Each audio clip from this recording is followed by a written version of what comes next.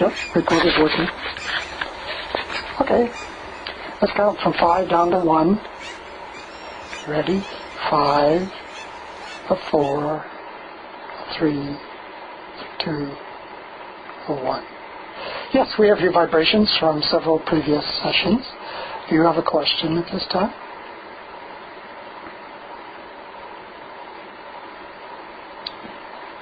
Okay. Do you have a question about it?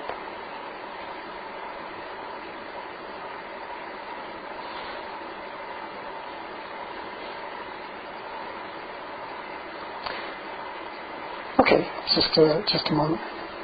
Which foot is this?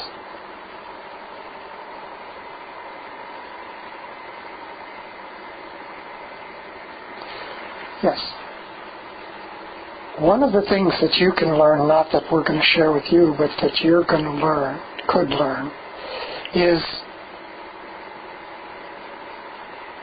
the message that this particular incident, this particular situation, can give you, and we will give you a kind of suggested way to go about a part of this message.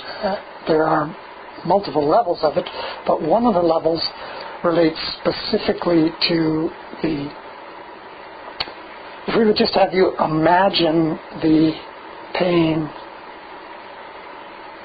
not imagining in your body, but imagining in imagination into the future, if the pain just kept getting worse and worse and worse and worse, what would happen in your life?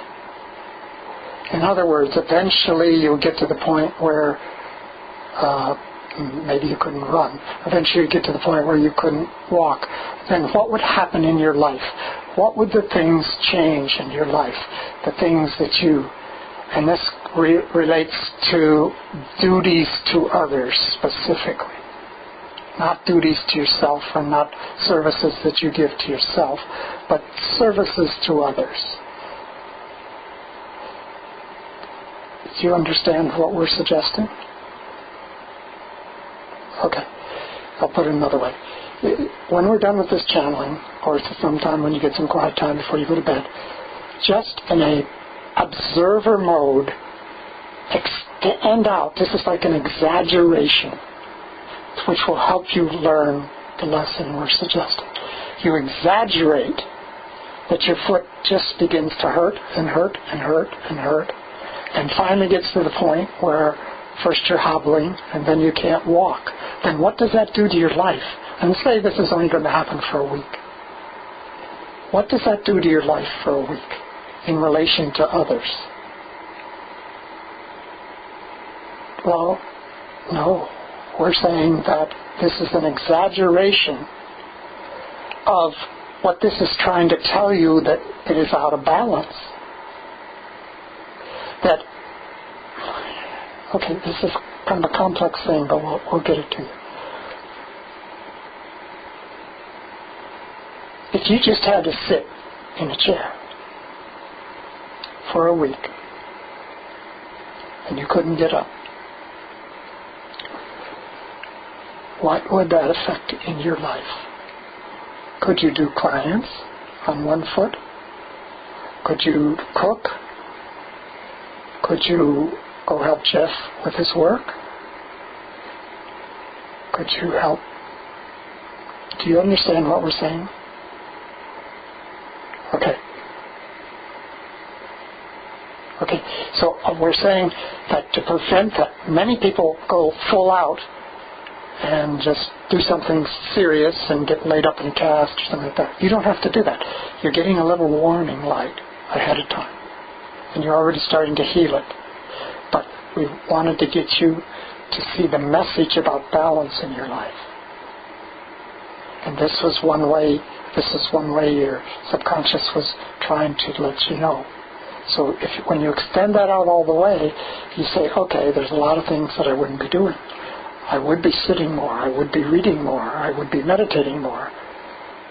There's a lot of things you would be doing, and there's some things you wouldn't be doing. In your quiet time, maybe before you go to bed or something, think about those things.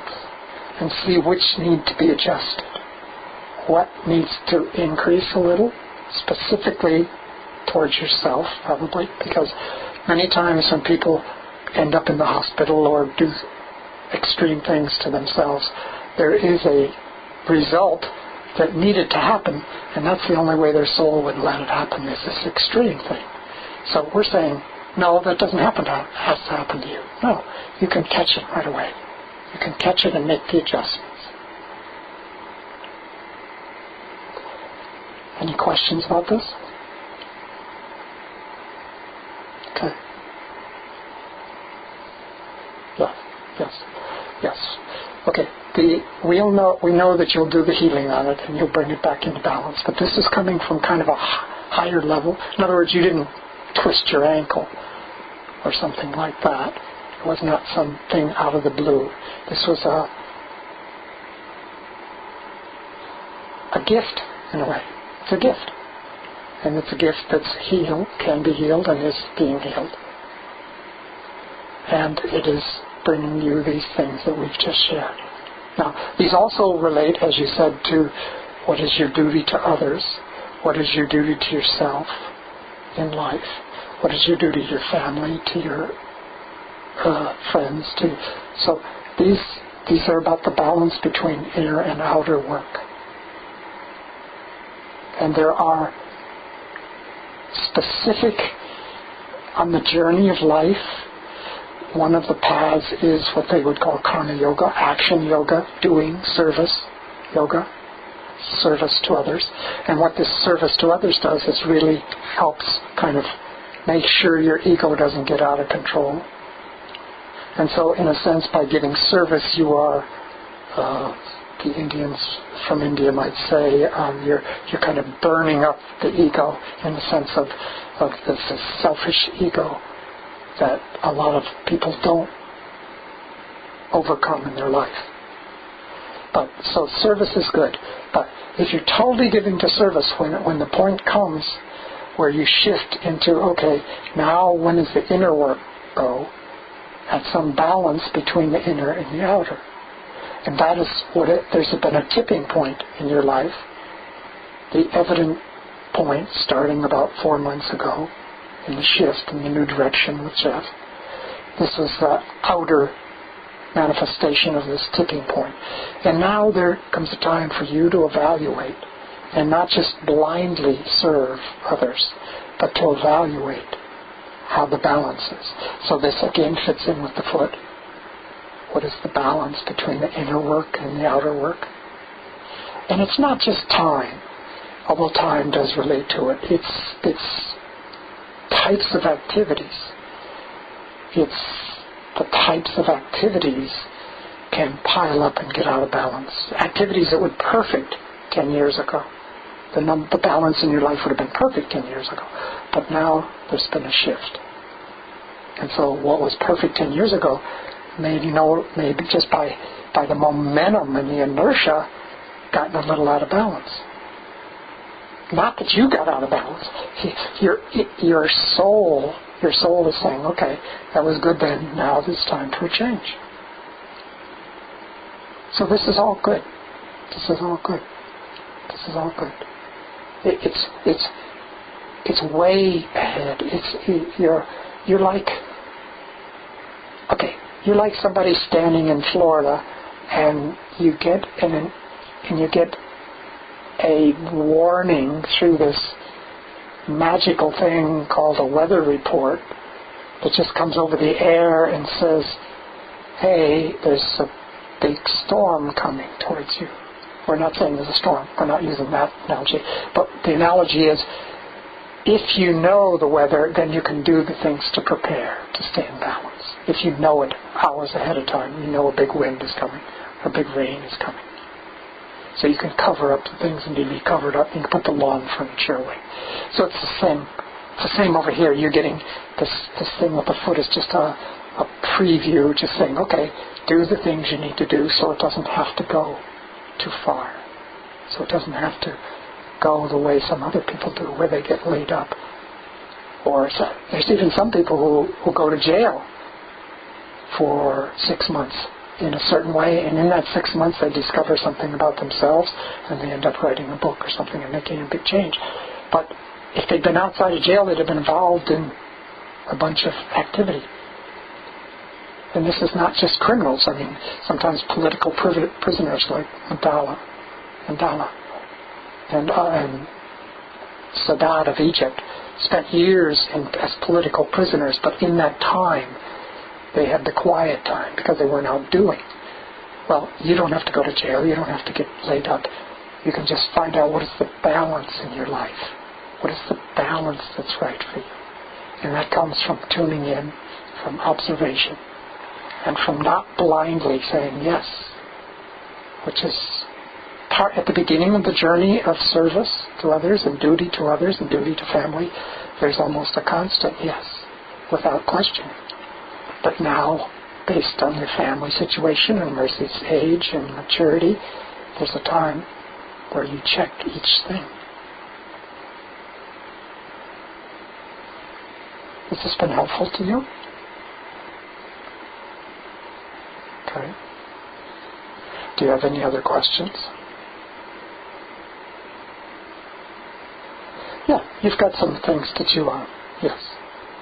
Yeah.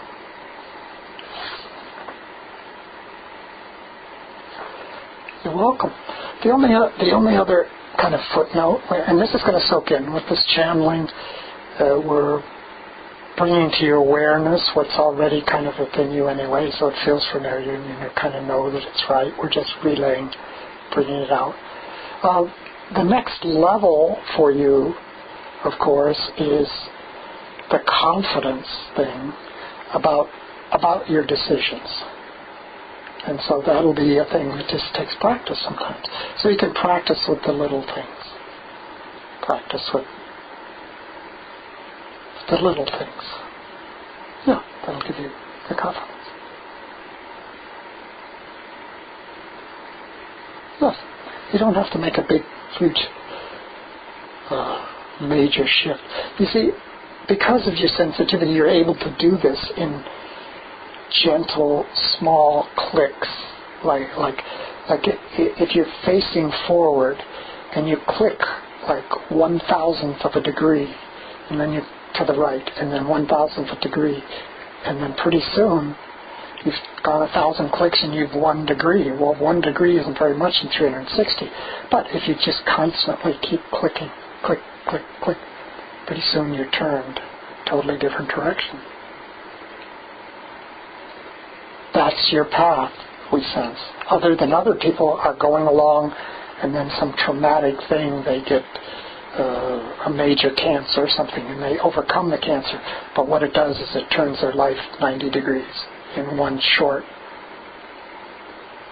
traumatic time. That's not your path, we sense. Your path is just click, click, click, click, click, click, click, click, click. Just a little bit. Very gentle, because you're a gentle soul.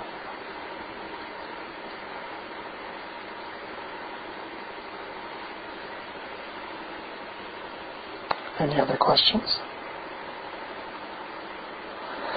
Basically, David won't remember this, and if you don't want to share it, that's fine, because it'll fade away like a dream for him. If you want to share it, that's fine. He has recorded it. If you want him to send it to you, he will. If you want him to not listen to it, he will. So whatever you want, okay? Well, we wish you good cheer in this journey you call jogging on the earth.